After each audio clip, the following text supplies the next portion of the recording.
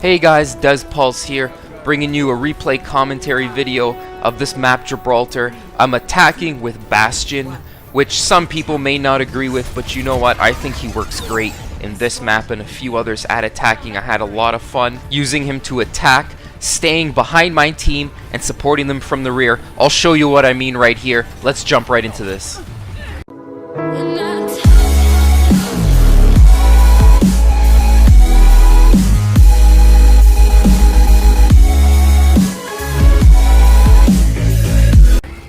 So one thing you are going to notice is that in this game, I am fairly behind my team. I'm still in the spawn shooting people, just trying to get that payload to inch forward. Now Bastion, he's incredibly strong from up close and incredibly strong from afar. I kind of realized this a while ago, so that's why I kind of wanted to post this video specifically to kind of highlight how he's good at attacking, but not necessarily. He doesn't have to be at the front with all, you know, the offense on your team. He can support people, make sure nobody gets your team from behind, make sure nobody sneaks up on your team, of course, with the mercy on our team being the focus. Now I realize some people might argue that, you know, Bastion's strong, you know, you're not really helping your team, you're not, you know, destroying the enemy team. That may be true, but what happens to Bastion when he runs to the front? He gets focused, and he goes down quick because you gotta turn into a tank, a sentry gun like I just did here, and then you gotta come out of it. And your team, you know, sometimes they can't save you. I prefer to play like this, kind of sneaking around to the side, kind of support attacking with Bastion, in my opinion. And the way I play, I find him to be much more effective playing him this way. That's just what I find. At the end of the day, play each character to your individual play style, and that's always what's going to work best. There's no right or wrong way. Sometimes there's a wrong way, but typically if you're doing well with how you're playing that character, then just keep doing what you're doing. Now just one thing here, I turn into a tank over here because I see both tanks over here. I knew he was gonna hook me as soon as he saw me, and I'm just focusing these two tanks, and I do end up taking them both down, which is great, and even the Pharah flying above. Now, in retrospect, I should have ran back, not ran to this side to heal, but it didn't matter. I mean, I saw an opportunity. I killed both of their tanks and their Pharah. 3 huge kills, and our team is basically just walking this payload right on through this part.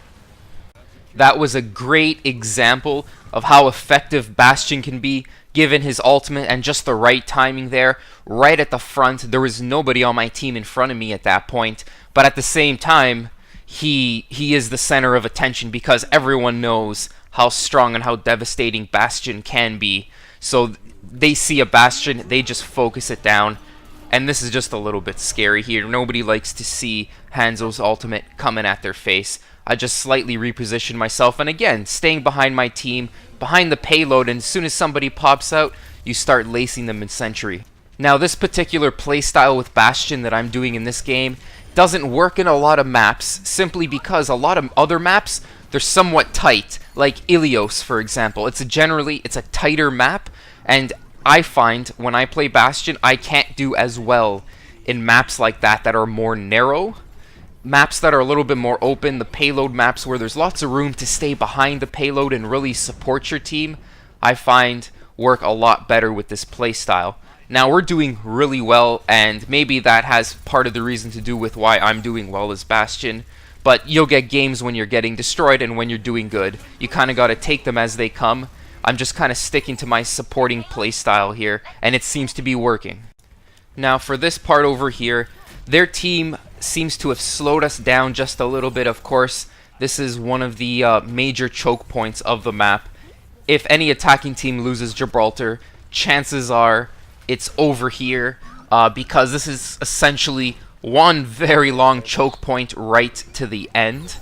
So I have my tank. In other videos you watch me play, I save my ultimate, just trying to be clutch with it, just trying to use it for. Sometimes it doesn't work because I don't end up using it, and you know, I'm thinking I should have used it at this time or at this time. This time I really think that saving the ultimate can be effective. We've pushed it up we're pushing it up the hill right now, and I'm thinking about jumping down and blasting everybody so we can push it up, but our team's doing pretty good.